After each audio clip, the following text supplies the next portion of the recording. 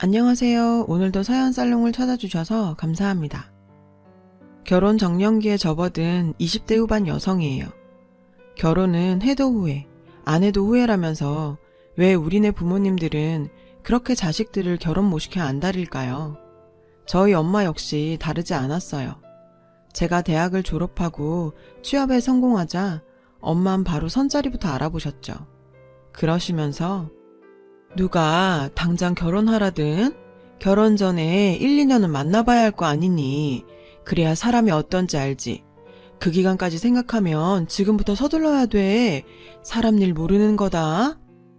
처음부터 제대로 된 짝이 나타나면 다행이지만 그게 쉽니?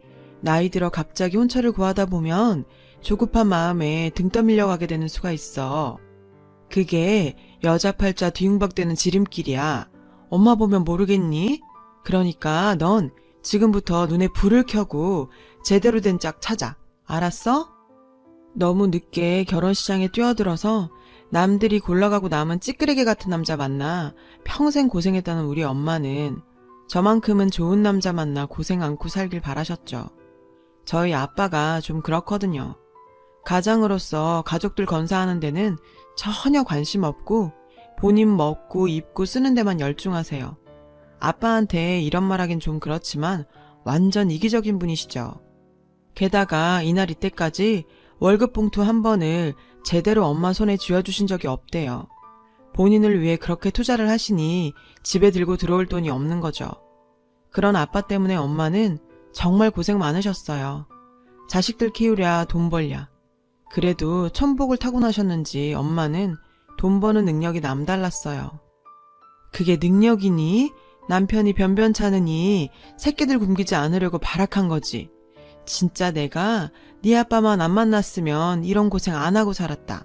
그러니까 너도 결혼 잘해 이거사. 솔직히 엄마가 너무 조건만 따지며 사위감 고르는 게 못마땅하긴 했지만 엄마가 살아오신 걸 생각하면 한편으로는 이해가 되기도 해요. 오죽하면 이러실까 하고요. 암튼 그런저런 이유로 저는 20대 중반부터 선자리에 불려다녔어요. 하지만 절박한 마음이 없어서 그런 건지 결혼에 딱히 마음이 없어서 그런 건지 결과는 늘 꽝이었죠. 매번 분위기는 좋았던 것 같은데 애프터 신청까지 연결이 안 됐어요. 엄마는 좋은 조건의 남자를 놓칠 때마다 너무나 안타까워 하셨죠. 솔직히 전 이런 엄마의 편협한 모습이 싫지만 엄마를 거역할 용기가 없어서 바보처럼 따르고 있어요. 이 얘기를 들은 10년지기 절친은 영화 같은 데서 보면 너희 엄마처럼 배경 따지는 사람들이 꼭 사기꾼 만나 개고생하더라. 그러니까 네가 엄마 설득해서 그놈의 선 좀 그만 보고 다녀. 라고 했죠. 지금에서야 말이지만 그때 친구 말을 들었어야 했어요. 그랬으면 제가 이렇게 늦은 밤 분을 삭히며 사연을 적고 있진 않았겠죠. 그러던 어느 날이었어요. 선자리에 나가는 것도 슬슬 지쳐갈 무렵 조건만 놓고 봤을 때 지금까지 나타났던 남자들 중 최고 레벨이 나타난 거예요. 저희 엄마는 흥분의 도가니였죠. 상대는 거의 준재벌 수준의 부동산 재력가의 외아들이었어요. 학벌도 괜찮고 인물도 이만하면 어디서 안 빠질 정도는 됐죠. 형제는 밑으로 3살 어린 여동생이 하나 있는데 현재 미국에서 유학 중이고요. 부모 재산 절반만 물려받아도 이건 완전 논하는 거라며 엄마는 엄청 좋아하셨어요. 그렇게 결전의 날이 밝았어요. 머리부터 발끝까지 전문가의 손질을 받고 나간 자리였죠. 상대남은 사진보다 훨씬 괜찮았어요. 목소리도 좋았고요. 무엇보다 마음에 들었던 건 매너였죠. 문 열어주고 앉을 때 의자 빼주는 정도가 아니에요. 정말 사소한 거 하나까지 완전 배려. 이런 남자는 정말 처음이었어요. 배경 때문이 아니라 남자 자체만 봐도 정말 탐나는 사람이었죠. 솔직히 선자리는 처음이라 걱정 많이 했어요. 목적을 가지고 만나는 자리라서 왠지 딱딱할 것 같고. 근데 정현 씨 보니까 괜한 걱정을 했네요. 오래 알고 지냈던 것처럼 편하고 저랑 잘 통하시는 것 같아서요. 괜찮으시면 주말에 같이 영화 보실래요? 드디어 제가 애프터 신청을 받았어요. 그것도 제 맘에 쏙 든 상대한테서요. 앞뒤 잴 것 없이 오케이를 날렸죠. 그리고 그날부터 우린 1일이 됐고요. 남자는 1, 2년은 만나봐야 제대로 알 수 있다던 엄마는 조건이 조건인지라 만난 지 2달밖에 안 됐는데 벌써 결혼 얘기를 꺼냈어요. 어차피 더 볼 것도 없는데 길게 시간 끌 거 없다면서요. 하지만 아빠 생각은 좀 달랐죠. 이 여자가 어떻게 된 거 아니야? 결혼이 애들 장난이야? 그놈이 어떤 놈인지 어떻게 알고 함부로 우리 딸을 줘? 그 집 돈만 보지 말고 어떤 사람들인지 살펴야 할 거 아냐? 어떻게 엄마란 사람이 딸 자식 시집 보낼 생각하면서 돈만 보냐? 돈이면 다야? 돈만 있으면 애 행복하게 해준대? 그럴 거면 대기업 회장 아들 딸들은 왜 하나같이 이혼을 했겠어? 사람이 나이를 먹었으면 나이값 좀 해. 애 앞에서 속물근성 부리지 말고. 아빠는 엄마한테 화를 냈어요. 아빠의 그런 모습은 처음이었죠. 늘 자기 자신밖에 모르는 이기적인 분이라고 생각했는데 좀 의외였어요. 아빠 말에 자극을 받은 것도 있고 솔직히 예비 시부모님들이 어떤 분들인지 궁금했어요. 부모를 보면 자식을 알 수 있다고 하잖아요. 그래서 남친한테 양가 부모님께 인사를 드려야 하지 않겠냐고 했죠. 어차피 결혼을 전제로 시작한 교제라 길게 시간 끌 거 없을 것 같았거든요. 남친도 흔쾌히 그러자고 했고요. 얘기가 나오고 2주쯤 지나 남친 집에 인사를 드리러 가게 됐어요. 살던 집을 리모델링 하느라 소유 중인 주상복합 아파트에서 잠깐 지내고 있다고 했어요. 그런데 잠깐 머무는 중이라는 집 수준이 어마어마하더라고요. 부동산 존재벌이라고 하더니 확실히 레벨이 다르긴 했죠. 좁은 집에서 손님 맞으려니 부끄럽네요. 좁은 집? 강남 80평대 주상복합 아파트가 좁은 집이라는 예비 시어머니 말씀에 살짝 주눅이 들었어요. 사는 수준이 우리 집과는 하늘 땅 차이가 났거든요. 그저 평범한 중상층인 우리와는 사는 집부터 이렇게 다른데 과연 이 결혼해도 되는 걸까 고민이 됐죠. 기울어도 너무 기우는 결혼이니까요. 그리고 이런 고민은 예비 시아버지를 뵙자 더욱 깊어졌고요. 내가 다른 건 몰라도 부동산으로 돈 버는 재주는 대한민국 안에서 손가락 안에 들 정도라고. 내가 돈 냄새를 기가 막히게 맡거든. 남들은 돈이면 다냐, 명예가 중요하지. 뭐 이딴 되먹지 않은 소리를 하는데 난 그거 다 개똥이라고 생각해. 오로지 부동산.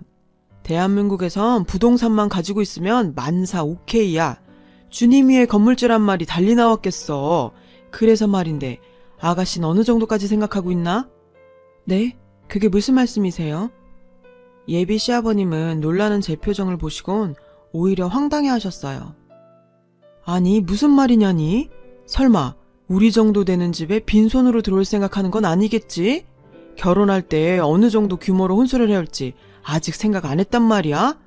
아니 선보고 2달이 지났는데 부모님이랑 그런 얘기도 안 하고 뭐 했어?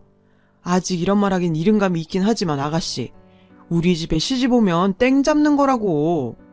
내가 천년만년 살 것도 아니고 어차피 내 재산 우리 영준이랑 영란이한테 물려주고 갈 텐데 그 건물에서 나오는 세만 받았어도 죽을 때까지 다 못 쓰고 죽을걸? 그러니 이런 정도 집안에 시집 오면서 남들 하는 정도만 해오겠다고 하면 그거 완전 도둑놈 심보지. 혹시나 오해할까봐 내가 하는 얘긴데 내가 버는 족족 부동산에 꼬라박아 놔서 솔직히 당장 손에 쥔 돈은 별로 없어. 알다시피 요즘 한창 집값이 오르는 터라 팔기가 좀 그렇거든. 묵히면 적어도 2배 이상 뜨는데 바보가 아니고서야 누가 그걸 팔겠냐고. 그러니까 일단 살림집은 그쪽에서 해오는 걸로 하고 묶여있는 부동산 정리되면 그 돈은 내가 당장 빼주는 걸로 하자고. 네? 집을 저희가요? 엄격히 따지면 그쪽에서 해오는 건 아니지. 나중에 내가 돈 돌려주는 거니까. 대신 혼수는 최소 1억 선으로 맞춰왔으면 하는데 솔직히 1억이면 거저 아닌가. 내 건물만 팔아도 그게 얼마야? 설마 그 정도 능력도 안 되면서 우리랑 사돈을 맺으려는 건 아니겠지. 그런 거지 근성을 가진 사람들은 아니길 바래요. 그날 아버님의 말씀을 듣고 밥이 입으로 들어가는지 코로 들어가는지 모르겠더라고요. 집으로 돌아오는 길에 남친이 그러더라고요. 아버님 제안을 받아들이기 힘들면 얘기해 달라고요. 그러면서도 자기 아버님 말이 크게 틀린 것 같진 않다나요? 저 건물 보여? 실은 아버지께서 우리 결혼하게 되면 저 건물 팔아주시려고 했거든. 30억 정도 되는 건데 자기도 알겠지만 부동산 정리가 쉬운 게 아니잖아. 세금 정리하는 문제도 그렇고. 그래서 일단 자기가 살 집만 해오면 그 사이 정리해서 현금으로 주시겠다고. 그걸 종잣돈으로 굴려보라고 말이야. 봐서 알겠지만 우리 아버지께선 전형적으로 자수성가한 사업가 타입이시라 말씀이 좀 직설적이고 세셔. 그건 자기가 이해해줬으면 좋겠어. 그 뜻은 알겠어. 근데 혼수를 1억이나 해오라는 건 좀... 아버지가 바라시는 건 자기네 쪽에서 어느 정도 석이는 보여주는 게 도리가 아니냐는 말씀을 하신 건데 자기야, 혹시 기분 나빠? 전 아무 말도 할 수 없었어요. 이건 기분이 좋고 나쁘고의 문제가 아니니까요. 입장 바꿔 생각해보면 과한 요구는 아니잖아요. 30억짜리 건물을 팔아서 준다는데 신혼집에 1억 혼수면 솔직히 거저죠. 근데 그 수준을 우리 집에서 맞추기 힘들다는 게 문제라면 문제죠. 그날 이후 전 고민에 빠졌어요. 이 결혼 정말 하는 게 맞는 걸까? 하고 말이에요. 두 집이 차이가 나도 너무 나니까요. 우리 쪽에 맞춰달라고 하기도 그렇고 저쪽에 맞추자니 가랑이가 찢어질 판이고 주변에선 이런 절 보곤 호강에 겨워 요강에 똥 싸는 소리 한다고 하더라고요. 30억을 준다는데 빚을 내서라도 집이랑 1억 혼수 해가야지 무슨 소리냐고요. 그래서 전 혼자 고민할 게 아니라 이 사실을 부모님께 솔직히 말씀드리는 게 낫겠다고 생각했어요. 뭐? 신혼집에 1억 혼수? 아니, 우리 형편이 그걸 어떻게 해? 부동산 준재벌 사위를 둘 생각에 들떠있던 엄마는 세상을 잃은 듯 허망한 표정이었어요. 오히려 아빠는 담담한 표정이셨죠. 그리곤 제 생각을 물으셨죠. 그쪽에서 요구하는 대로 해주면 정연이 넌 그 집으로 시집 갈 거니? 그러자 엄마가 대뜸 소리치셨어요. 할 능력은 되고? 아휴, 이 인간아. 그러게 집안 살림에 보탬이 됐었어야지. 이날이 때까지 지져온 것만 하고 살더니 딸 자식 하나 있는 거 가슴에 피멍 들게나 하고 있네. 근데 솔직한 심정으론 전 이제야 환상에서 깨어난 것처럼 후련했어요. 준재벌? 솔직히 저와는 안 어울리거든요. 어떻게 결혼은 한다 쳐요. 그 다음은요. 매번 무슨 일이 있을 때마다 시댁에선 우리 부모님을 우습게 아실 테고 우리 부모님은 죄인처럼 고개 숙인 채로 주눅 들어 있을 게 뻔하니까요. 돈 많은 집에 시집 가자고 내 부모를 그런 꼴을 만들다니. 생각만 해도 눈물이 날 것 같았어요. 그래서 아빠한테 그동안 재밌는 꿈 꿨다 생각하고 정리하겠다고 했어요. 그랬더니 미안하다. 이게 다 못난 애비 탓이다. 내가 애비 노릇만 제대로 했어도 우리 정연이 가슴 찢어지는 일은 안 만들었을 텐데. 아빠는 고개를 숙이셨어요. 그런 아빠의 모습을 보니 가슴이 찢어지는 것 같았죠. 아빠 잘못 아니야. 내가 그 집이 부담돼서 그래. 난 평범한 집에서 지금처럼 사는 게 편하거든. 그러니까 아빠 미안해하지 마. 근데 말이다. 아무래도 이해가 안 가서 말이야. 아빠는 잠시 입술을 달착거리시더니 말을 이어가셨어요. 30억짜리 건물을 굳이 팔 이유가 있을까? 예비 사돈 말대로라면 그냥 두는 게 돈 버는 일인데 굳이 팔아서 주겠다고? 리모델링 중인 집도 있겠다. 신혼집이 필요한 거면 지금 사는 집에 니들이 들어가서 살아도 되고 정 안 되면 우리 집에서 살아도 되는데 말이야. 듣고 보니 정말 이상하더라고요. 그래서 다음날 엄마와 함께 부동산 중개소를 찾아가 그 건물에 대해 물었어요. 그랬더니 글쎄, 그 사람들 1년 전부터 근처 부동산에 들락날락 하면서 그 건물에 대해 묻고 다녔지 아마. 건물주와는 아무 상관없는 사람이며 보아하니 사기꾼들 같다고 하더군요. 엄마와 전 대차게 머리를 한 대 맞은 사람들처럼 잠시 멍하게 서 있었어요. 집으로 돌아와 인터넷 등기소에서 그 주소의 건물 등기부 등본도 찾아봤어요. 그런데 엉뚱한 사람 명의로 나오더라고요. 심지어 현재 살고 있는 주상복합 아파트 역시 다른 사람의 명의였고요. 다 거짓말이었던 거죠. 그래도 혹시 무슨 사정 때문에 명의를 타인 명의로 해놓은 게 아닐까 싶어서 확인을 해보려고 업체에 남친의 뒷조사를 의뢰했어요. 그리고 며칠 뒤 업체에서 주소를 하나 보내줬어요. 전 그 주소를 들고 찾아갔죠. 재개발이 진행 중인 동네였어요. 온통 빈집들이 질비한 가운데 아직 이주를 하지 않은 몇몇 가구들이 있었죠. 주소지로 가서 벨을 누르자 맙소사 예비 시어머님이 나왔어요.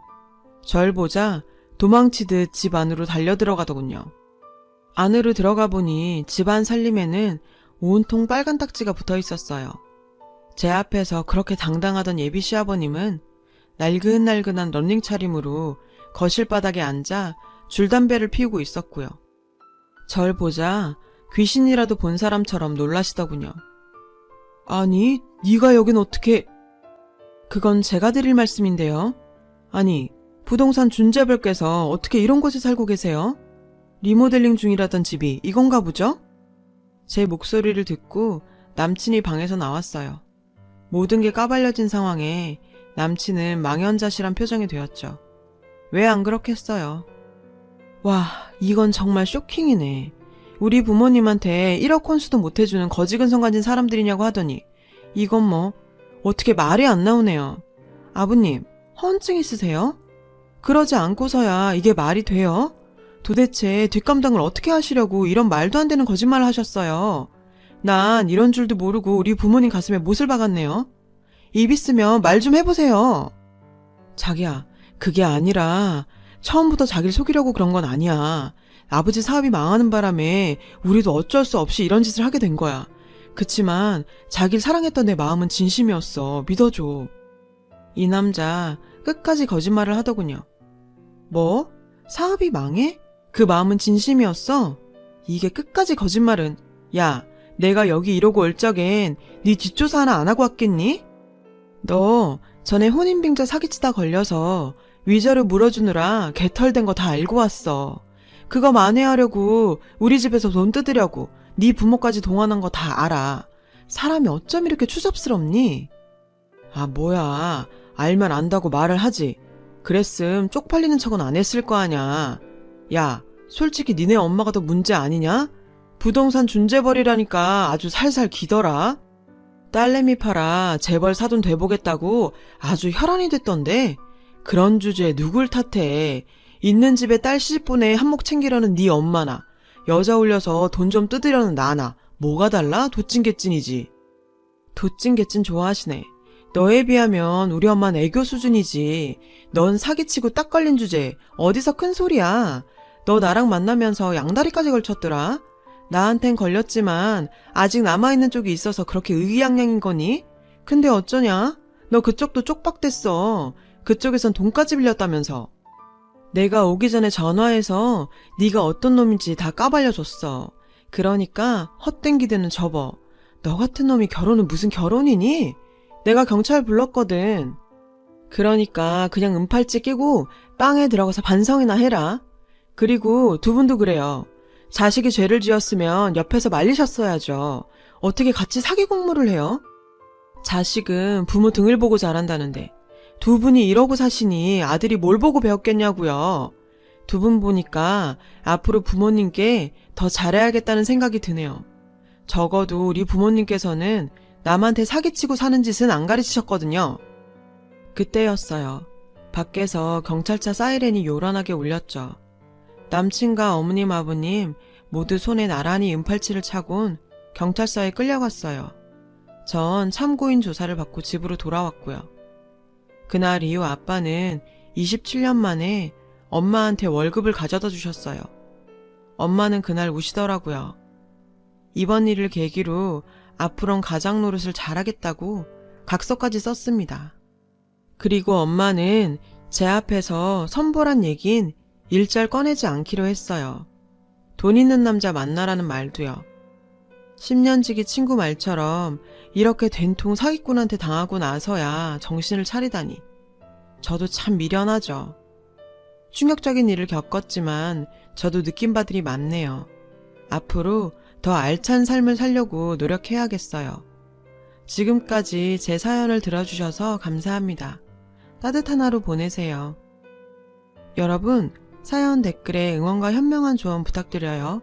좋아요와 구독은 저에게 큰 힘이 됩니다. 오늘도 좋은 일 가득하세요.